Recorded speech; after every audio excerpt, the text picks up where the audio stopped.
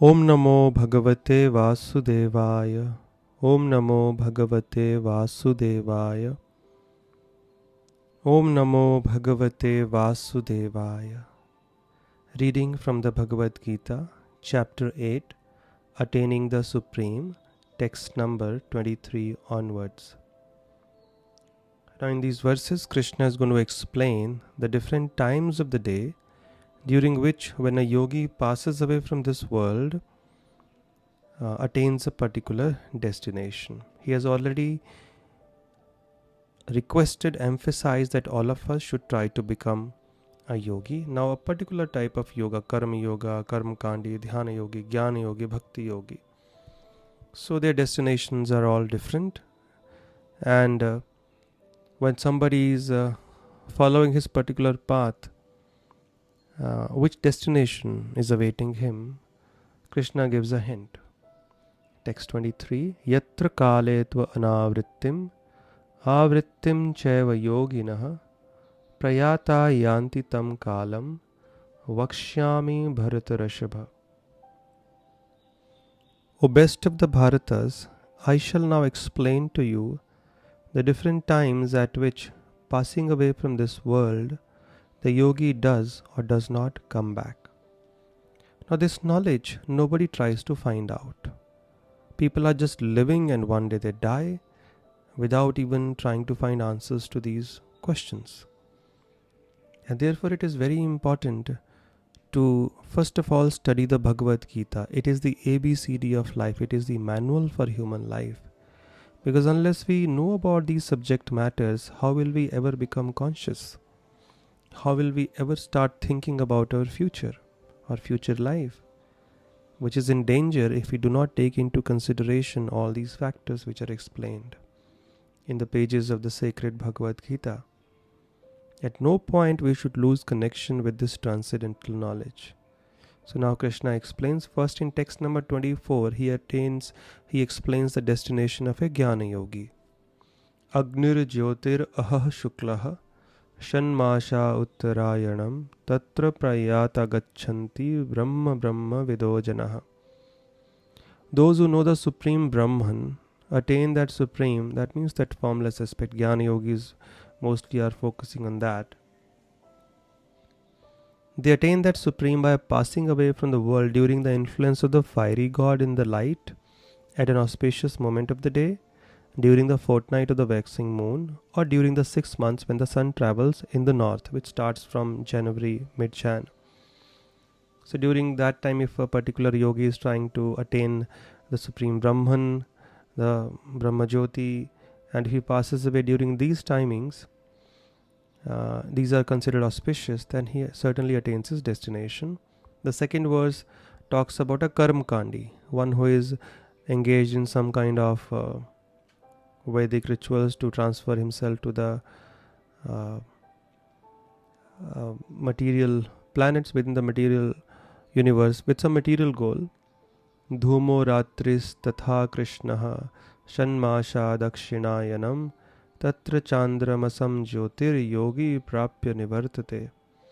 The mystic who passes away from this world during the smoke, the night, the fortnight of the waning moon, or the 6 months when the sun passes to the south, reaches the moon planet, but again comes back. So a person who is trying to elevate himself like this, at max he will go to the moon planet, such a yogi, but then he'll have to return to this world of misery, which is temporary and full of anxiety. He has to come back. If that yogi passes away from this world during this time, he will reach the moon planet because he's trying to elevate himself to such heavenly planets, Karma Kandi, but he'll have to return. In text number 26, he summarizes both the paths.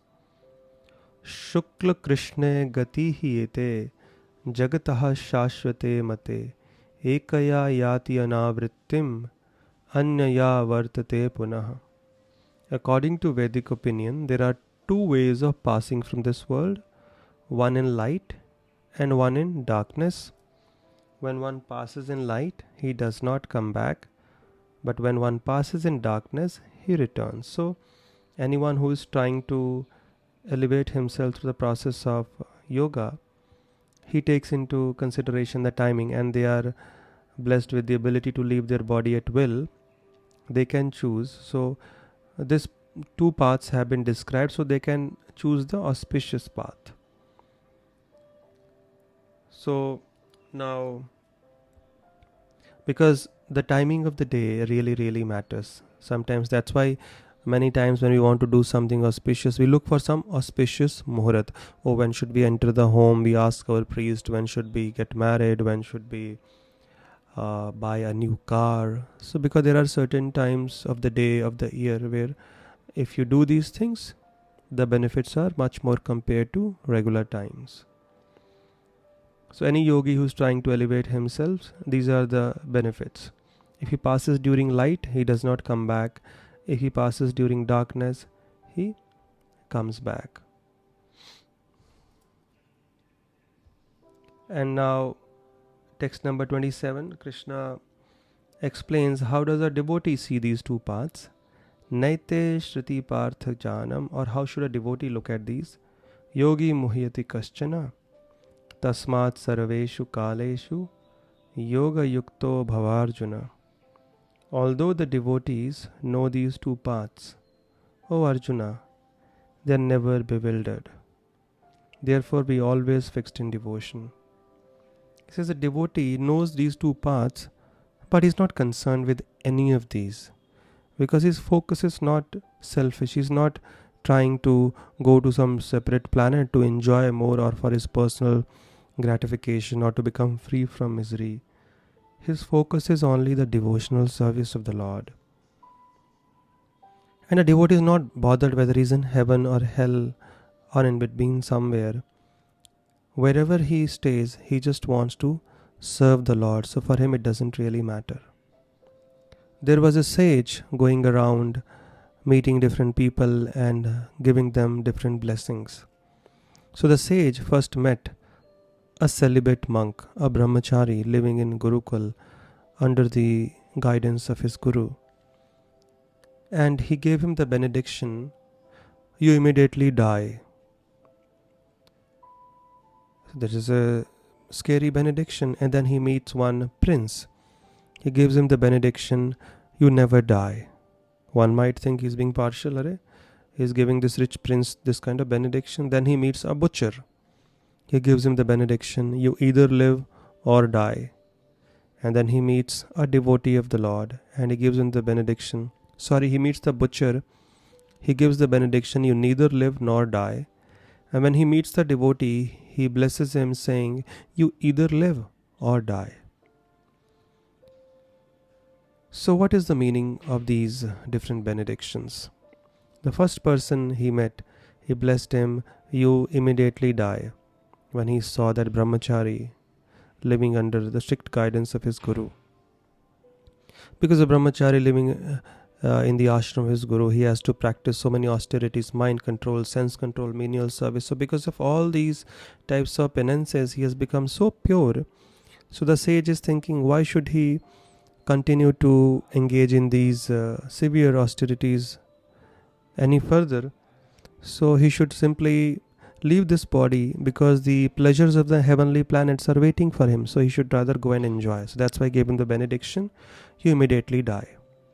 When he met the prince, he gave him the benediction, you neither live nor you never die. Because a kingly life, a princely life, naturally you have all the opulences, wealth, money, all the facilities for sense enjoyment. So the person naturally gets involved in sinful activity in terms of eating, sleeping, enjoying. And because of that, the hellish punishment is waiting for him after he dies. So the sadhu blessed him, you never die. Otherwise, you will have to face this punishment, reaction to all your sinful activities. The butcher, while he is living, he has to live among these dead bodies of animals that he has killed, he's selling. So that's hellish life. And after he dies, he will have to suffer forever in the hellish planets for his sinful activity, for giving pain to innocent living entities. So therefore the sadhu gave him the benediction, you neither live nor die, because both way you are suffering. And to a devotee he gave the benediction, you either live or die, because A devotee, when he's living in this world, he's serving Krishna, and when he leaves this world, he continues his service because he transfers himself or he gets transferred to Krishna's kingdom. So whether he's living or he has left this world, he continues doing the same thing. So therefore, a devotee, he doesn't care about the path of salvation which Krishna has described in the previous two verses. He simply focuses on devotional service, and that is his goal. Wherever he lives, he doesn't have any selfish motive. Wherever the Lord wants to keep him, he is happy serving him. And in the last verse, Krishna now again emphasizes the path of bhakti and glorifies it to the core. He says a devotee doesn't have to worry. Vedeshu yaggeshu tapasu chaiva daneshu yat punya phalam pradishtam atyeti tat sarvam midam viditva yogi param sthanam upaiti chadyam. He says a person who accepts the path of devotional service is not bereft of the results derived from studying the Vedas, performing sacrifices, undergoing austerities, giving charity, or pursuing philosophical and fruitive activities. Simply by performing devotional service, he attains all these, and at the end he reaches the supreme eternal abode. So a devotee does not have to feel that because simply he is engaged in the devotional process of hearing, chanting, because these processes are so simple. Sometimes you might wonder, am I really doing something? I'm simply sitting and chanting Hare Krishna, Hare Krishna. I'm simply reading scriptures or hearing the Bhagavad Gita every day. I'm just simply worshipping the Lord in my temple, or I'm praying to Him, remembering Him. These are simple activities, but am I really achieving anything? There are people who are studying the Vedas, performing elaborate yagyas, undergoing severe austerities, tapasya, they're fasting, some are giving so much charity, some are studying so much philosophically, some are engaged in so much karma kand, performing so many pujas, rituals. Am I denying myself the results of these activities, or these seem to be superior? No, Krishna says. Anyone who engages in devotional service of the Lord automatically is blessed with the results of all these other activities and much, much more, simply by engaging in the Lord's devotional service. And in the end, he is also blessed with the supreme destination, the eternal abode of Krishna, which the followers of other path are not guaranteed at all. Only a bhakta through bhakti can attain Krishna. There's no other way, no other way, no other way than the devotional service. Again and again and again, Krishna emphasizes this point, and we have to understand, if we have to connect with Him, if we have to reach Him, reach His abode, we have to do it on His terms, not on the basis of what we feel and think is right or what the majority is saying. This is the way, this is the path to the supreme destination, the bhakti path. And that's why this chapter is aptly named as Attaining the Supreme. And it very much depends on what we do throughout our life. That will be remembered at the last moment.